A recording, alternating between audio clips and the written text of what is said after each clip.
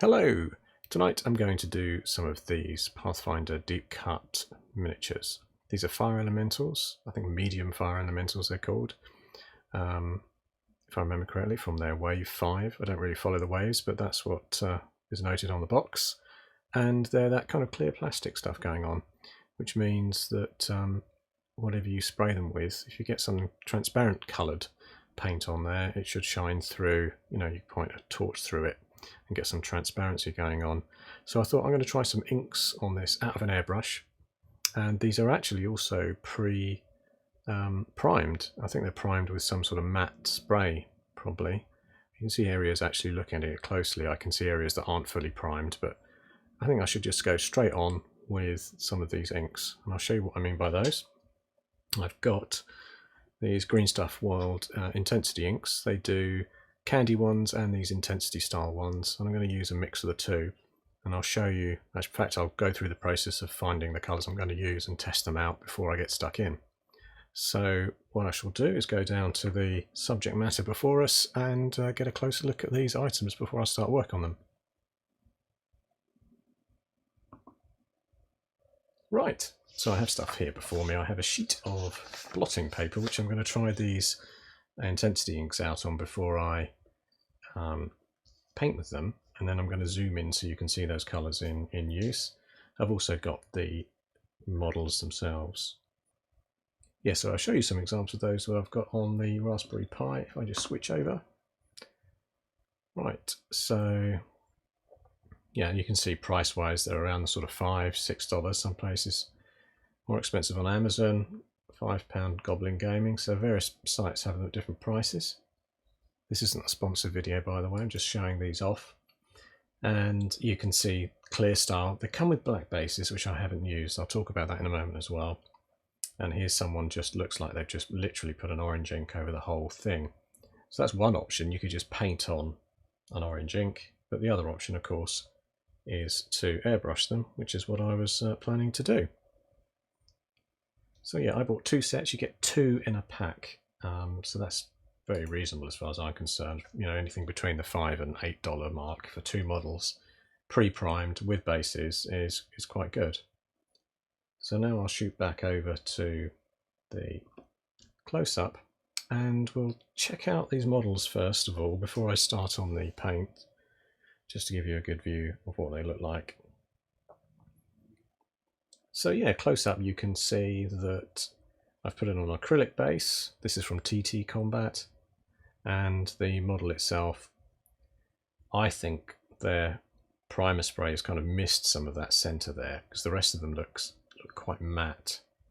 But I'm not going to care. I'm going to spray on anyway with the ink. I'm not going to try and prime them any further. I think possibly what you could do to prime them, if you wanted to do more, you could use a bit of a dull coat, a matte varnish spray, or paint. Just anything that doesn't cover up the clear nature of it if you're going to use them like I am, which is to sort of shine through somewhat with a thin transparent ink on top of them. So yeah, I didn't do any cleanup either. I thought, you know, they're fire elementals, so if they've got any kind of scratchy hard bits that would normally need filing down, I don't care. I'll just leave them on there and go for it. So yes, that's the models themselves. As I say, I've got 4 there set up.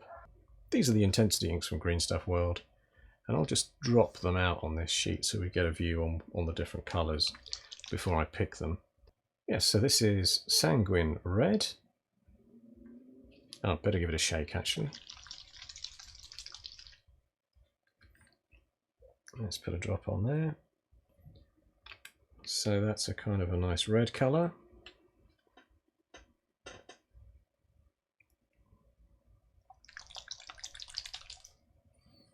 So this is Swamp Brown. Try to get some of the sort of darker colours together here. Well, I mean, this is blotting paper and they're not soaking in. I wonder what that means. It probably means they've got very high surface tension or something. Who knows? I will zoom into these so we can see these colours a bit better. There's Walnut Brown.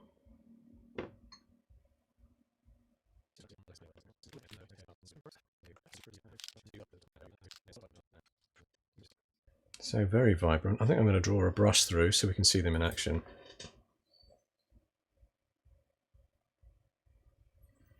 So that's Sanguine Red. Swamp Brown.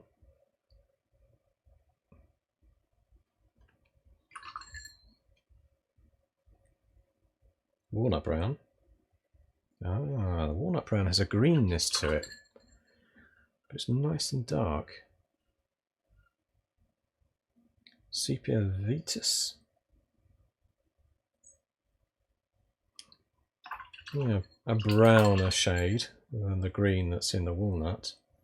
So this is the Hydromal Yellow, which is the intensity ink. So that's just sort of soaked in anyway. But that's very, very strong yellow pigment.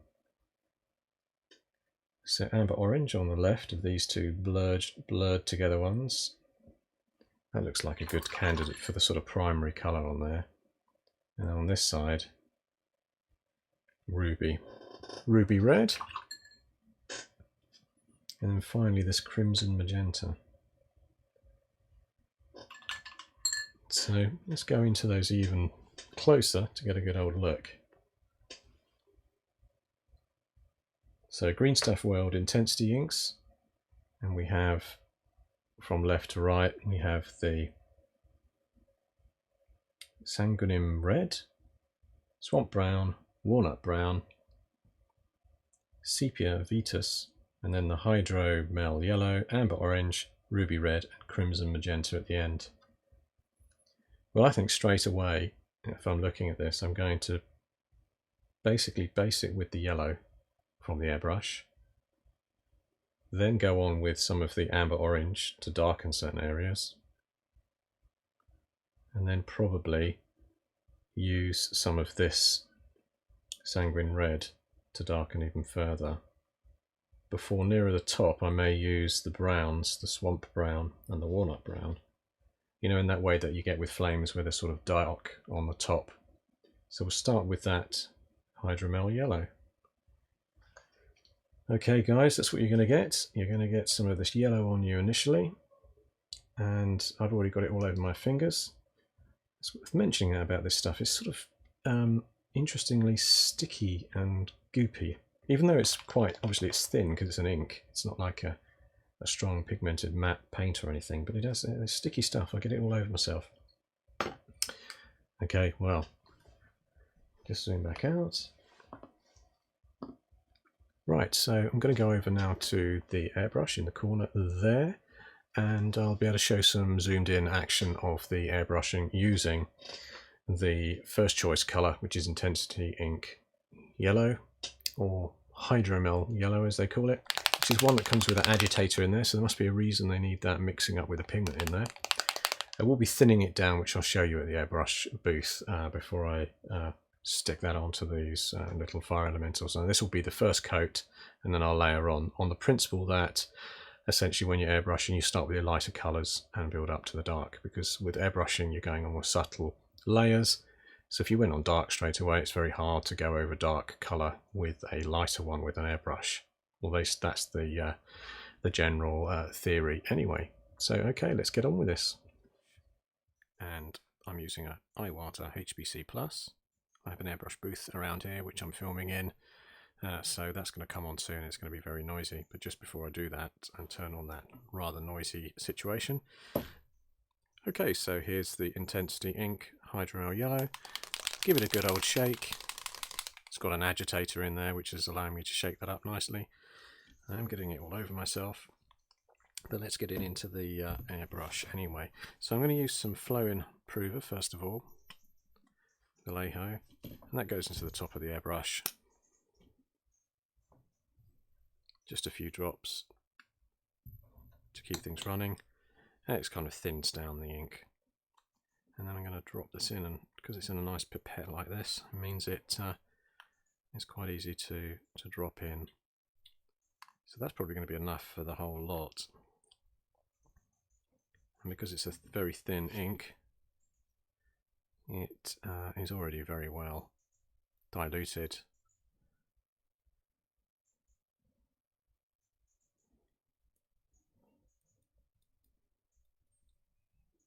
So there we go. So I've got some pressure on already. So let's just check whether I've got ink coming out.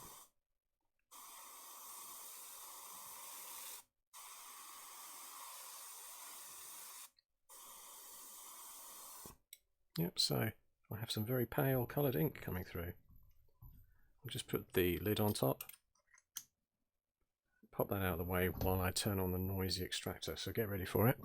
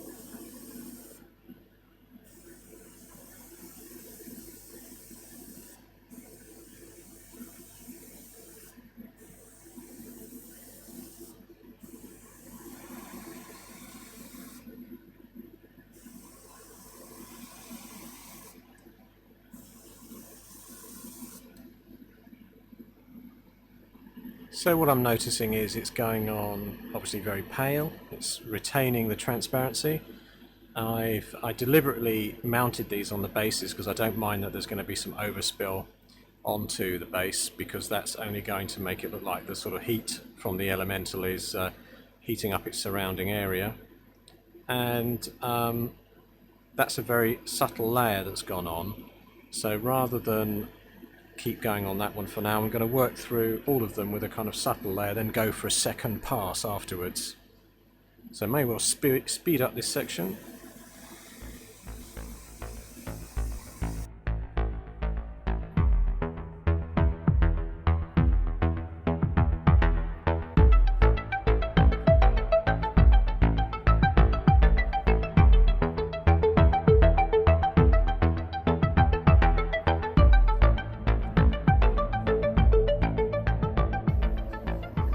So I've got my two next colours, first one being the amber orange to get these looking orangey flaming, and then a sanguinem red, which is going to sort of start to darken them on the top.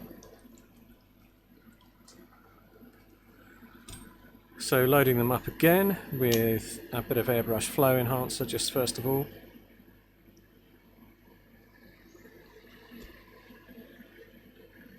You know, I just put 4 or 5 drops. It's not very scientific. You know, some people will ask, what's your perfect mix? Unfortunately, I don't really have one. I just maybe go in with 4 or 5 drops before I put another colour on top, and then stir it up. So there it is, candy ink amber orange. Just notice my hands are now yellow. It looks like I'm a smoker. Certainly not going to need as much of this, because progressively need less and less of the colours as we go, because I'll be covering less of the model.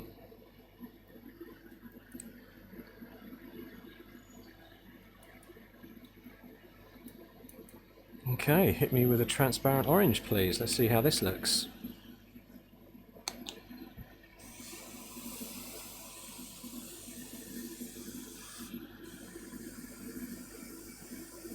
Looks pretty good. Get these out of the way. Now you could wait a good half-hour or so, or hit these with a hairdryer to dry them, but I'm just going to go straight on because they look reasonably dry. I can still see they're not totally dry, but this colour will just go over the top and it should be fine.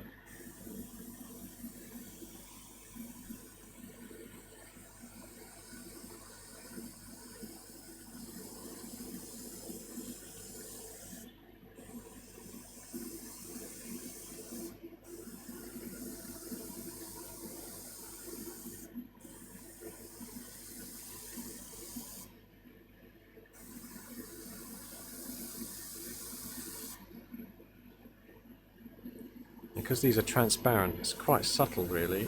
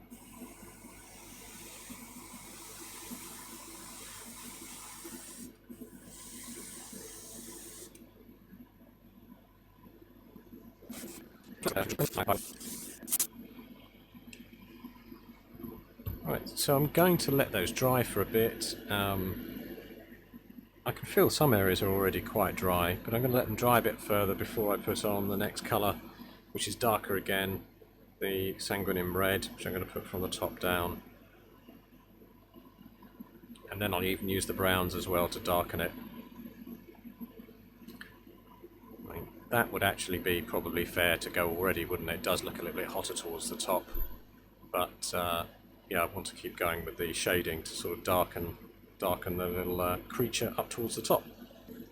Okay, so next up I'm going to use this red, again another Greenstuff colour,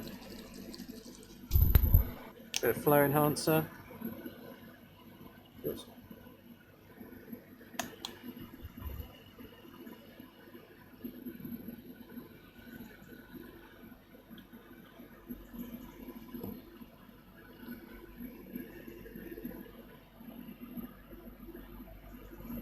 So this should start to darken it considerably.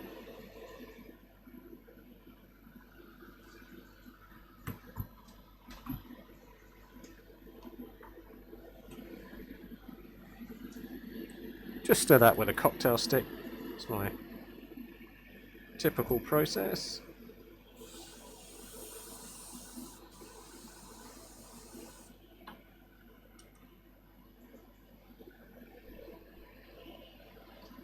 Here we go with the Sanguinem Red.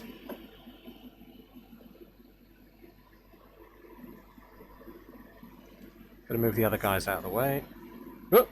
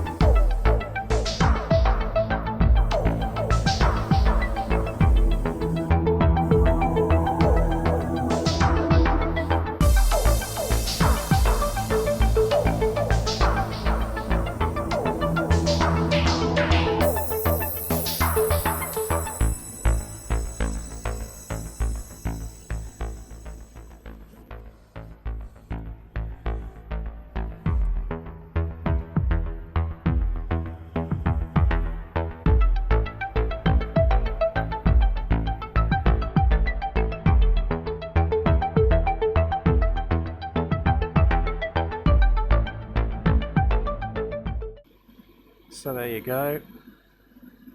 Took a little bit longer because obviously I'm taking a bit more care not to cover everything up.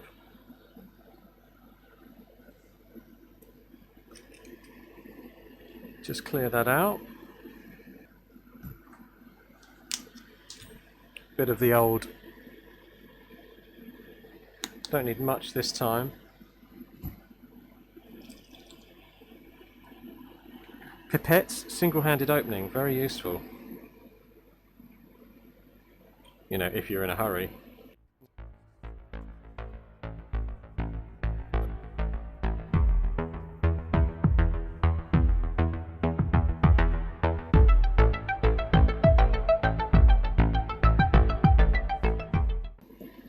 Okay, so it's Walnut Brown now.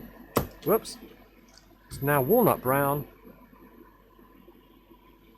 which is the darkest. Although I'm beginning to wonder whether I need a matte black to go over, a non-transparent black as a final pass, but I'll see.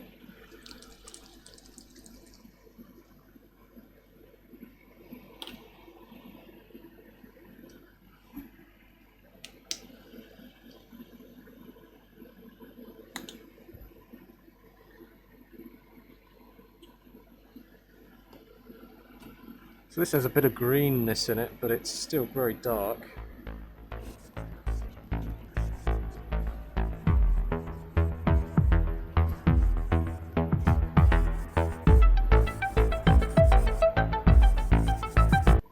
So that's looking sufficiently darkened, but I think I need to spray definitely maybe some matte black.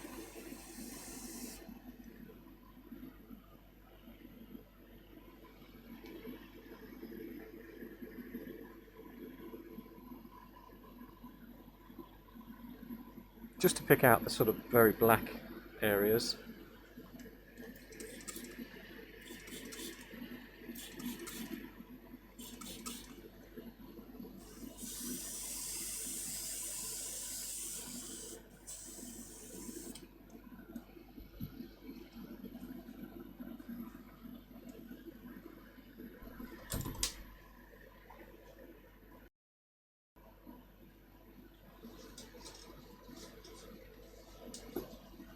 I'm going to use some Tensnachrome oil, not oil, smoke, from Life Colour.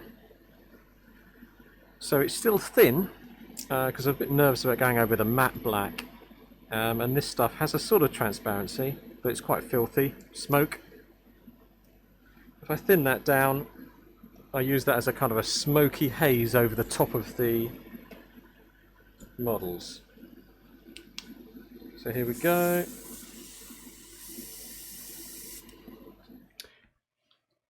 So next step on these fire elementals for Dungeons and Dragons is to do some sort of black charred areas on the top of the figure to sort of highlight, which is a bit of a contradiction really, isn't it? Because I'm not highlighting, I'm blacklighting, but I'm going to see how it works out. That's my theory anyway, that I want them to look a bit sort of charred, that the smoke or something that they're burning is generating some blackened carbon, which is coating their features. So I'm going to try that, see what it looks like, and zoom down to the workbench and get on with that now. So switching over, there I am. And I better zoom in and see what I'm going to do. So first off, I've got some water here, and I'm going to use a wet palette. I mean, I'm only using one colour, black. I was thinking of going grey and then black. Maybe I'll do that. Maybe I'll do a grey and then a black, but either way I'm going to fill this old wet palette I've got here, which is just a couple of bits of blotting paper, and I'm going to put some water in there, which I'm going to decant out of here via pipette and just squeeze that in because it's to hand more than anything else. Now I'm doing this, I wish I was sort of spraying water in because this is taking ages to do, so maybe I'll just speed this bit up.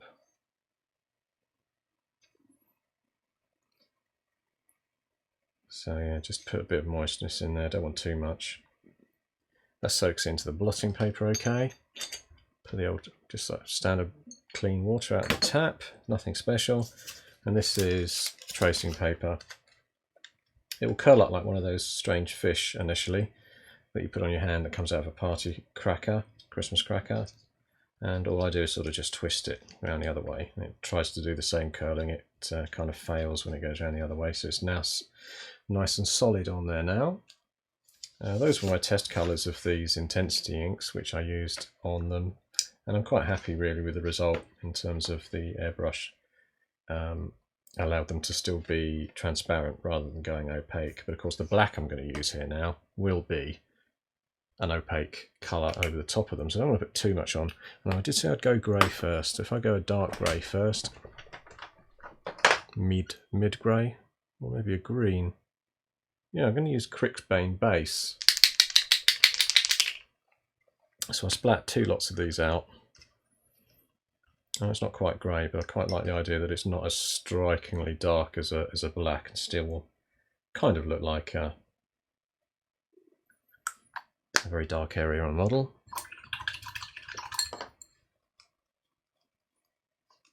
And then I'll squidge some black out as well. Whoops. Dangers of leaving other work in progress on your workbench. Yeah, I mean, there's not a great deal to do on these models. Really, the airbrushing, I mean, given the fact that they are, just probably takes a little bit of the opaqueness away, but makes it a bit thinner as well to go on with less pain. So I've gone to a Brush Pro 00 size.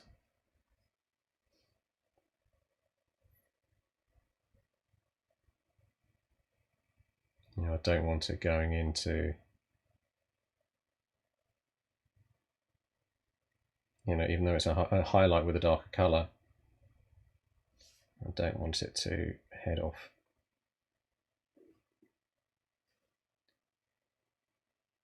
Into the background.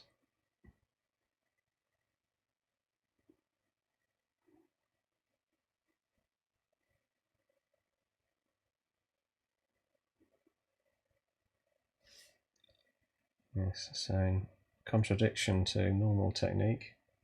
I'm going to go on with this green, dark green from Privateer Press. What was the colour again? Crixbane base. And then afterwards go on top with black, but a smaller amount of the black.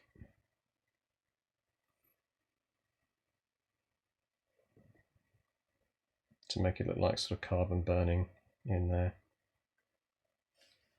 And blackening in the flames as it crackles away. And I was thinking when I was starting work on this, I was thinking to myself, you know, why not? What would be great to do kind of a gas flame elemental. So using perhaps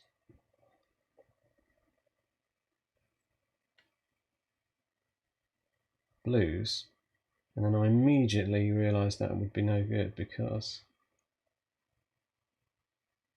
with the limit of my skills, it would look like either an air or a water elemental almost immediately.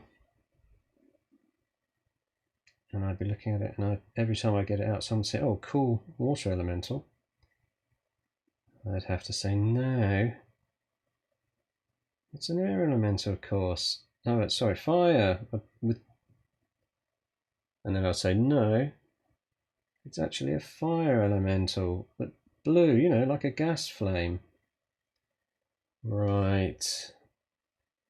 So yeah, I didn't go there, but you know, I had to get 4 of these guys, and I have got the water elementals too.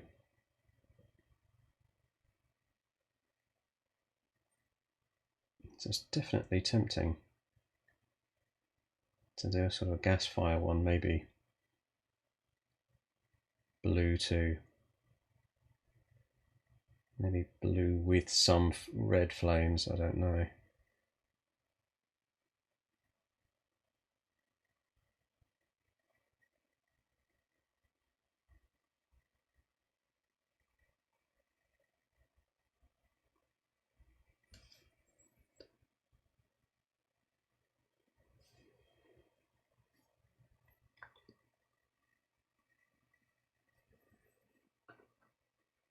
I'm losing focus there. Apologies for that. It keeps sort of flipping between I'm in focus, I'm not in focus. What I'm going to do is manually focus it on there. And you'll see that come into focus nicely. And I shall leave it there. It's going to pop back out again because that's the focus. When you go into the focus, it sort of zooms right in.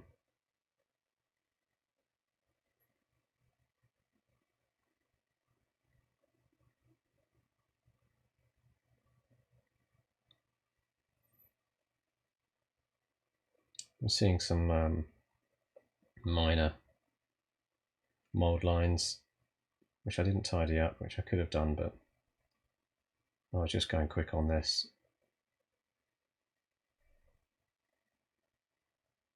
So as to get it ready for a game. I play Dungeons and Dragons every other week. I've got a small club, well, not really a club, just a small group of friends, and we play. So this guy will get some action in a game. I also, for your information, play games like Song of Blades and Heroes, which is also known as SOBH. Italian game that allows you to use any miniatures from any range, and I've used it for sort of quick dungeon bash games amongst other things.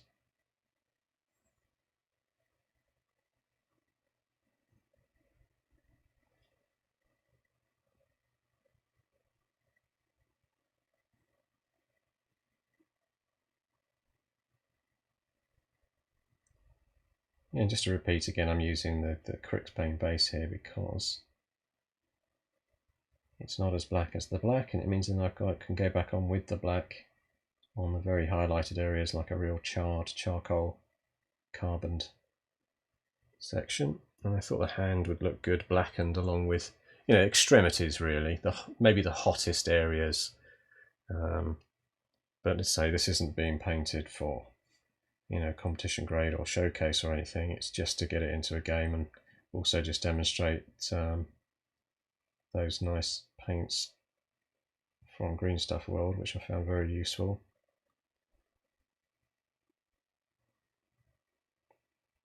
In fact, I'll get them out again. So yeah, I used some candy inks. I'll leave it there, so for reference. And yeah, I used some candy inks all out of the airbrush, starting with a yellowy colour and then working up towards a sort of reddish orange in the range.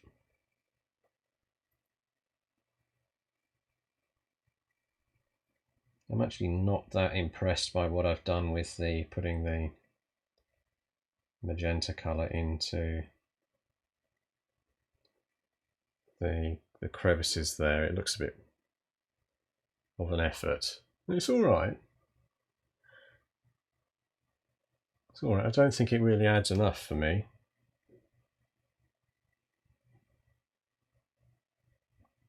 Whereas this sort of darkening does feel like it's more significant in terms of looking appropriate and being worth the extra time and effort to do. But I think for sure I could have just ended where I was with these and just said the job was done. But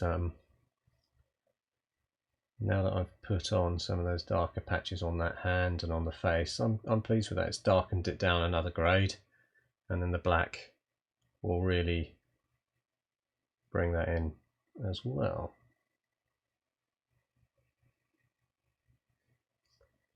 In terms of sort of bringing into focus the darker carboned areas.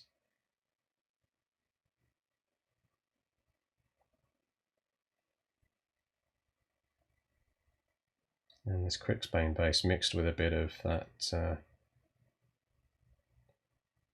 mixing medium there has definitely helped as well. So that's probably enough on that one.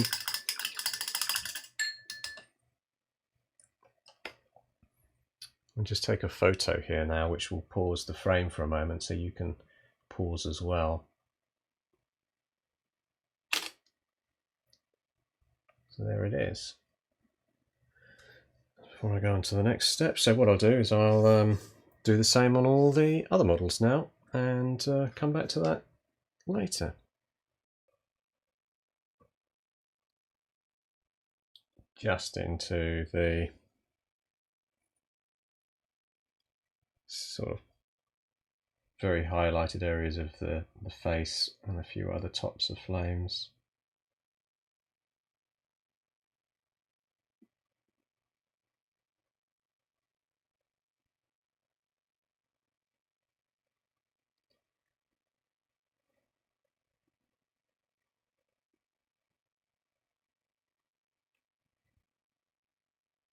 So pick out the sort of top of that carbon flame soot.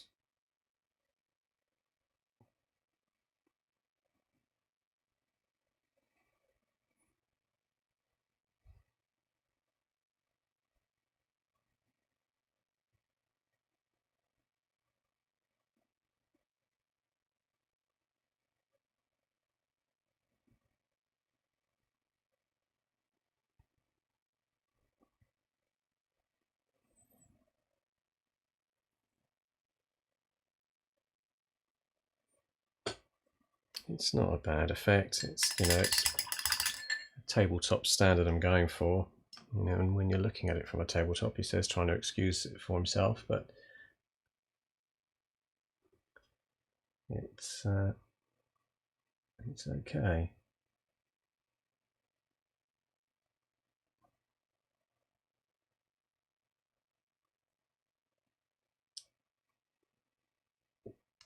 A little bit of a show and tell piece there, sorry.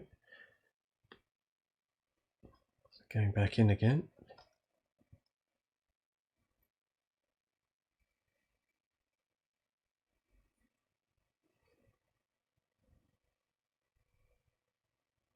Well, when I say show and tell, I really mean that it's just a case of having a look from a distance myself and taking a moment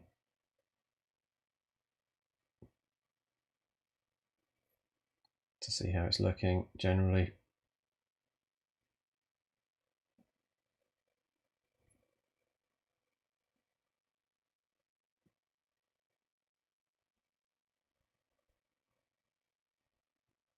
Because this black is going to be very opaque compared to the rest of the model. It will be darkening it a lot.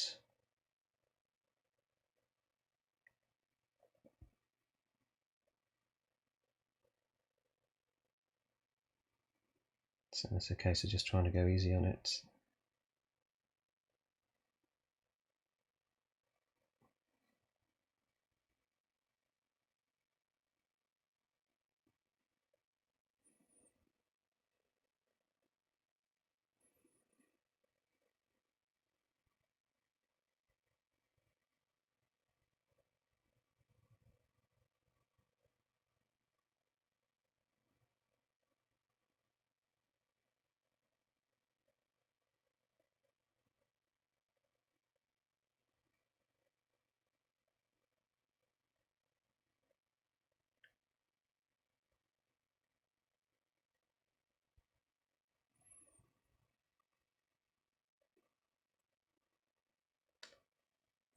Kind of looks a bit like lava or something, doesn't it?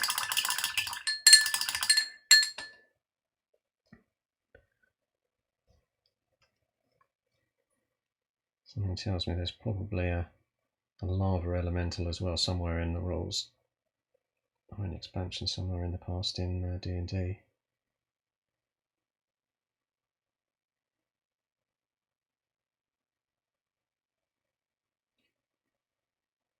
But yeah, I'll be using this as a standard elemental. Medium fire elemental, in fact, I think that's what they call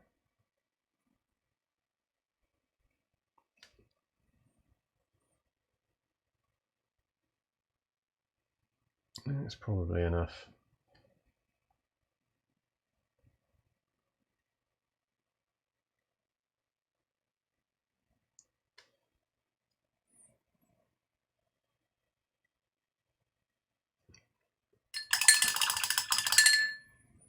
So just whiz through that same process on the rest of them.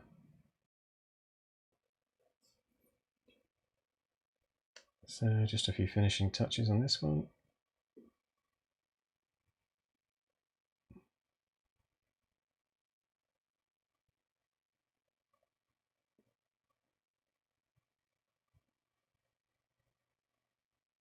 the darkest highlights I've ever done.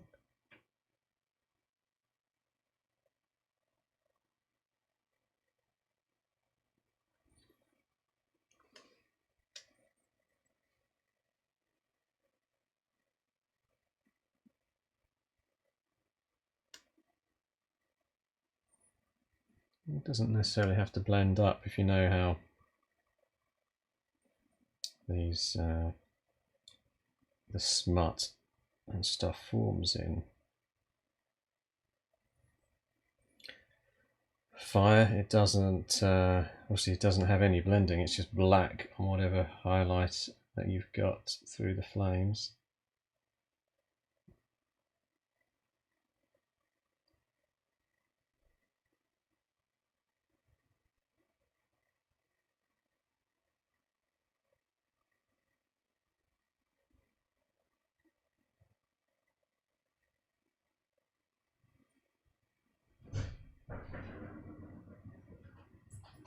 All done.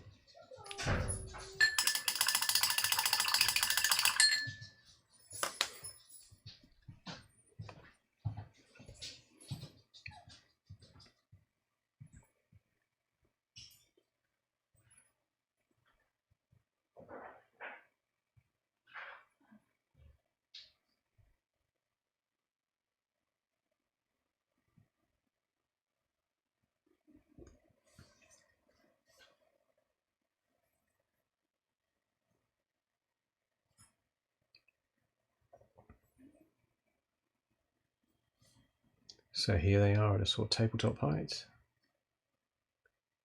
with their very dark black and charred faces now.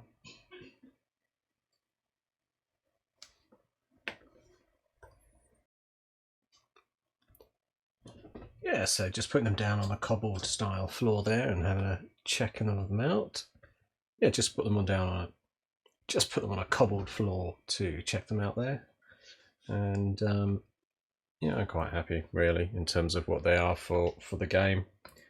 Dungeons and Dragons, fire elementals, and they'll do the job for me. They look suitably sort of flamey. I suppose in hindsight, maybe some yellowy colour on there, but doing the airbrushing on them with the candy inks and intensity inks, it does mean that you end up with this kind of muted. It's difficult to get that that sharp bright yellow when you're going straight onto these clear acrylic or plastic resin, whatever they're made of, fire elementals. It's hard to maintain the translucent look whilst also painting. But overall I'm happy. They have that sort of darkened faces and charred look to them. And also the bases, as I said, I had some overspray and it does just look sort of like a orangey overspray on there, which looks okay in terms of the way that the base still has some transparency in there. So yeah, let's get a close-up in again and take some photos of them.